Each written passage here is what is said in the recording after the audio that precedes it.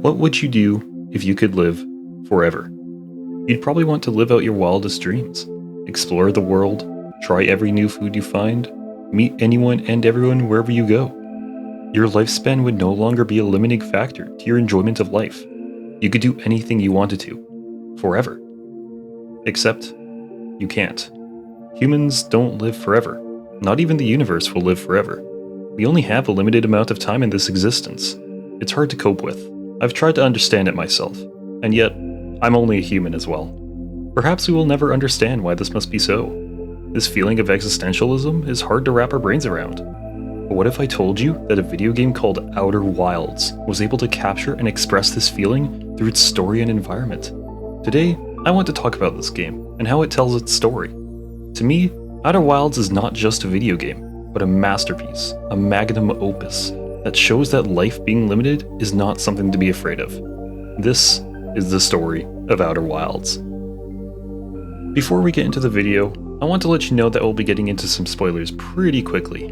This game is simply too good to be ruined by spoilers, so I highly recommend playing the game by yourself before watching this video. If you've already played the game, enjoy the video. Let's get into it.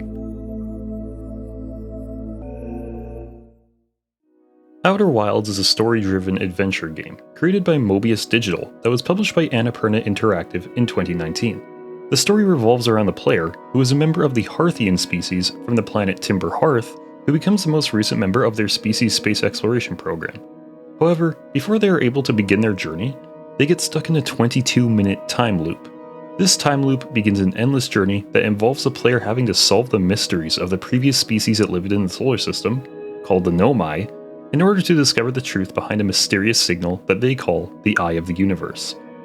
However, I'm sure you already knew all that, especially if you played the game already, so I'm not going to waste time retelling the game's story.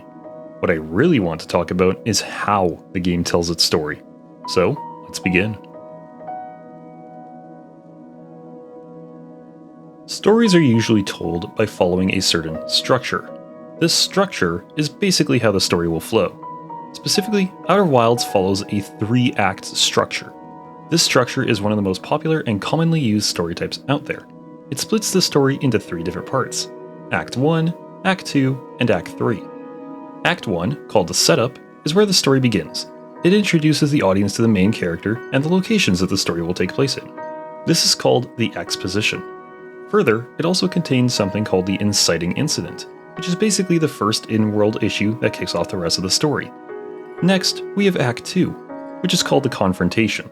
This is what most people would consider to be the actual story itself. It involves the main character's journey and their attempts to solve the issues they are faced with. Finally, we have Act 3, which is called the resolution. This is where the climax of the story happens, which is basically the most exciting part of the story, where everything comes together into one final showdown. After the climax, the story follows a denouement, which is basically just the story calming down and coming to a close. Looking at Outer Wilds' story, we can now easily make it fit into this structure. Act 1, which contains the exposition and inciting incident, takes place entirely on Timber Hearth. The exposition is from the player first waking up to them getting to the observatory and getting the launch codes. The inciting incident is the Nomai statue activating and beginning the time loop. Act 3 is also quite easy to pinpoint. The pre-climax, which is just the build-up to the climax, is when the player first teleports in the vessel to the Eye of the Universe, and begins walking towards its south pole towards the vortex. The climax is when the player actually enters the vortex and begins a quantum journey to recreate the universe.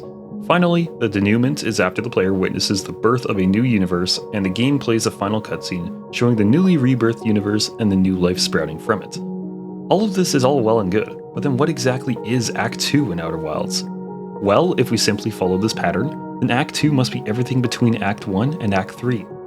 This thinking is correct, but Act 2 is still not what you'd expect it to be. In a normal story, Act 2 is often linear, since most stories have to follow a linear progression in order to make sense. However, in Outer Wilds, Act 2 is anything but linear, and this is exactly why Outer Wilds' story is so impactful. Act 2 is non-linear. Before I describe why this non-linearness is so important, let's quickly recap what Act 2 contains. Act 2 stretches from the player first taking off in their ship all the way until they put the advanced warp core from the Ash Twin project into the vessel. Some of the more important plot points during this time include finding the coordinates for the Eye of the Universe, getting onto the quantum moon, getting inside the Ash Twin project, and finding the vessel.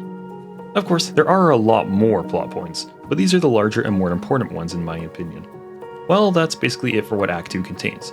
If you want a quick summary of Act 2, it's basically just the actual game itself, excluding the Nomai statue cutscene and the Eye of the Universe cutscene at the start and end of the game respectively. Now, on to linear storytelling. Quickly, I'll describe what linear means in terms of storytelling. Basically, a linear story is one in which the story moves in one direction at all times. Basically, think of it as a straight line. One event in the story necessarily leads to another, all the way until the end. This isn't a bad thing, and it certainly makes telling the story easier, but it also means that the audience has no control over the story at all. This, of course, makes sense, since books and movies are not usually interactive. However, with the popularization of video games, stories no longer had to stay linear. When the audience is given control, it allows for freedom over the story in ways that would never have been possible with a linear book or movie. And so, this is exactly what Outer Wilds did. It gave the player complete control over where they went and how they got places. This means that they have full freedom over how they want to experience the story. This means that the line that the story follows is no longer a line in Outer Wilds, but rather something more akin to a web in which the audience can choose which line they want to follow whenever they want. But why would all this be important? Stories are already enjoyable being linear, right?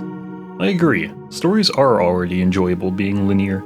However, a non-linear story, which I will now call a web story, is not meant to be necessarily more or less enjoyable than a linear one. Their main goal is to create immersion. Immersion, which can be defined as deep mental involvement, is one of the most important parts of a story. It's where the reader can feel themselves as a part of the story. They are interested in what the characters are going through, and they feel the same emotions and feelings that the characters do as well.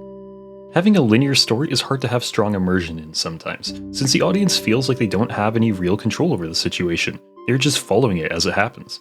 However, in a web story, now that the audience has control over where the story goes, they have immense immersion, since they can actively feel the story progressing as they go through it. They can tell that if they do not do anything, the story will not continue. This also leads to another important factor that helps create immersion: the player's character. If a story writer wants to place the audience into the story, how should they go about doing this? They obviously can't simply place every single specific audience member in as themselves. That would be implausible, since they can't get every single audience member to be the main character. As such, authors choose to use characters who don't really have any personality, and are generalized to the point that they can be anyone to use as the main character. This allows the audience to mentally place themselves in the place of that character, increasing immersion for themselves since they now feel that they are actually the main character of the story. So how does Outer Wilds fulfill both of these ideas? The first idea, which is having a web story rather than a linear one, is fulfilled by allowing the player to travel anywhere they want to in the solar system whenever they want to, only constraining them by the 22-minute time loop resetting them back to Timber Hearth. Allowing the player to travel anywhere they want to whenever they want to will allow them to feel as if they are in full control of their destiny and how the game progresses story-wise. However, it also means that the authors simply cannot write the story in one single piece, as allowing the player to go wherever they want to would likely lead to them breaking story continuity, in essence, going somewhere further into the story than they actually should be.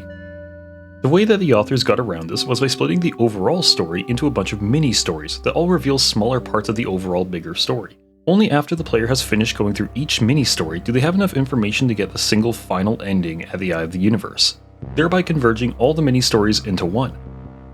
I'll make it explicit. Each planet is a mini-story, and each one has a key piece of information that is required to finish the game.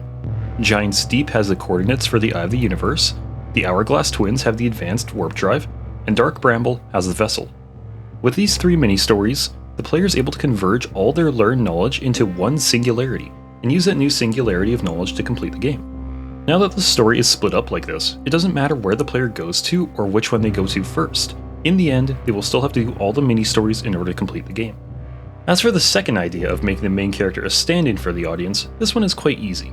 The main character is a nameless, faceless character that the player has full control over at all times.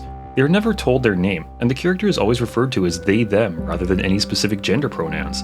On top of this, the player has a full view of their own body just by looking straight down, just like in real life. This all adds up to making the player feel like they're actually the ones in the game, moving around and going on space adventures in this amazing world. But just why would an author opt to do all this rather than just write a linear story? which is obviously much easier. Here's your answer. Emotions. When the audience is truly immersed in a story, they can feel everything the story wants to tell them. Every little message, every little feeling, the audience can understand it. And this is exactly why you want to make the audience as immersed as possible. It helps your message get through to them, and it makes a story much more impactful, even down to the smallest of details. For Outer Wilds, a story told almost entirely through environments and ancient writings found on walls, making sure the player feels like they're actually part of the world will make it easier to have them be able to understand the story on a deeper level.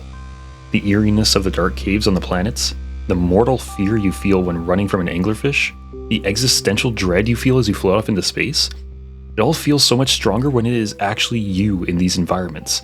But most importantly, you can actually feel that every loop, every time you slowly creep towards the final few minutes before your sun goes supernova, you actually feel like the universe is ending. Like all the stars you see in the sky are actually all exploding, and there's nothing you can do about it except watch as it happens, and hope that the next loop you go through will be the one where you finally find the eye of the universe. Even though you seem to have infinite time, you still only feel like you have 22 minutes before you have to restart. This makes it feel like even if you truly had infinite time to do whatever you want to, your time still feels valuable, and you certainly don't want to be wasting something as valuable as time. And this is the exact message that I believe Outer Wilds is trying to get through to the player. Time being limited means it's all the more valuable. What makes something valuable? In economics, things are valuable because of something called scarcity. Scarcity can be defined simply as being limited or finite in amount. Basically, things are valuable because there is only a limited amount of something. But this idea doesn't only apply to economics. If anything is limited, then it is valuable. As such, since time is limited, time is valuable. This is the message that Outer Wilds is trying to show the player. By getting the player as immersed as possible, it lets them feel as if they are truly the ones stuck in a 22-minute time loop. Since a player feels as if they are actually stuck in a 22-minute time loop, they can actively feel that their time is limited. They know that the end is coming, and that when that end comes, they will have to start all over again. Knowing that their time is limited, the player will attempt to gather as much information as possible in order to get as far ahead as possible for the next loop. This limit on the player's time is the exact thing that makes them want to get as far as possible. The more time wasted, the less progression they will make. As such, time has a value. Time equals progression. Let's now extend this idea to real life. Humans only have a limited lifespan. We can't live forever. As such, our time is limited. Knowing this, we know that every time we do anything in life, we are spending our time in exchange for doing said things. A simple economic trade using the most valuable resource a human has, their time. This is why it is so important to use your time on this earth wisely. Everything costs time. If you aren't enjoying your life and doing the right things, then your time is going to waste. Of course, you don't always have a choice, but when you do, spending your time wisely is what matters most. Spending time with family, friends, loved ones, doing activities you enjoy. These are not just important, they are the fabric that holds together human life as a whole.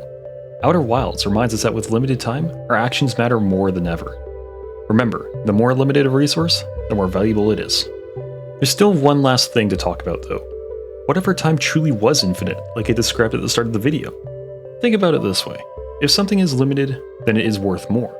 Therefore, that must mean that the more of something there is, the less valuable it is. In my opinion, this line of logic also works with time. If you have infinite time to do absolutely anything in life, things wouldn't feel as impactful or meaningful. You would always know that if you do one thing today, you will always, and I mean always, be able to just do it again tomorrow. It wouldn't mean anything, since you would always be able to do it whenever you want to, as many times as you want to. This, to me, proves why human lives being limited in length is actually a good thing rather than a bad one. It gives us meaning. If having infinite time means that life is meaningless, then it makes sense that limiting our time will give our lives meaning. It sounds weird, and it's hard to grasp, but to me, our lives being short is the best thing that could ever happen to us. Anytime we do anything, it means that we are spending our limited time doing that thing.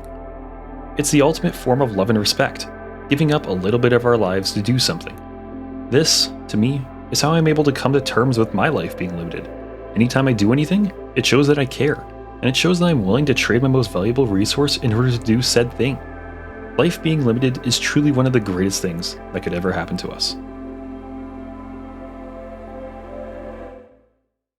floating through life. It's hard to truly grasp all of it, knowing that one day it will all end. It's not easy, nor will it ever be. But if there's one thing that we need to remember, it's that time being limited is not a bad thing. One day, our time will run out. We will have missed a lot of things in our lives, and yet, we will have done everything we have ever wanted to. Life is about doing what you believe is valuable with the limited resource that is time. If you do the things you believe are valuable to you, then your time is being put to the best use it can. As it slowly runs out, you'll remember back to the things you spent your time doing. Spending time with family, friends, doing activities you love and find meaning in. After all, that's why it's called spending time. Trust me when I say I know it's hard knowing that we will all run out one day. But maybe, just maybe, knowing that time being limited means everything is so much more impactful than you could ever imagine may provide some comfort. We will all have to go at some point in our lives. One day, our time in this universe will run out. And maybe, just maybe, that's okay.